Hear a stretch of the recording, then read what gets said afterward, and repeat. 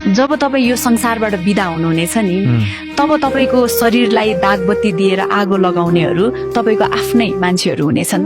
तर त्यही आफ्नाहरू तपाईँलाई जलाएर फर्किएपछि घरभित्र पस्नु अघि राम्ररी नुहाउँछन् ताकि तपाईँको छाया, तपाईँको ऊर्जा वा तपाईँको कुनै पनि अवशेष उनीहरूको घरसम्म नपुगोस्।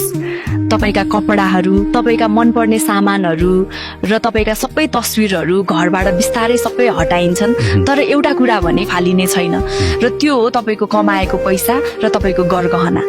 किनकि उनीहरूका लागि तपाईँको यादभन्दा बढी ती भौतिक चिजहरू मूल्यवान हुन्छन्। अनि त्यही बेला एउटा कठोर सत्य बुझिन्छ, सायद यो दुनियाँमा मान्छे भन्दा पनि उसले कमाएको धन र उसले छोडेको मूल्यवान कुराको बढी महत्त्व दिइने रहेछ। त्यसैले मेरो विचारमा तपाईँ जिउँदो हुँदै अलिकति आफ्नै लागि पनि बाँच्न सिक्नुहोस्, किनकि अन्त्यमा तपाईँले यो दुनियाँलाई कति दिनुभयो भन्ने भन्दा पनि तपाईँले आफ्नो जीवन कति खुलेर, कति शान्तिसँग र कति खुसी भएर जिउनु भयो, त्यही नै तपाईँको वास्तविक कमाइ हुनेछ।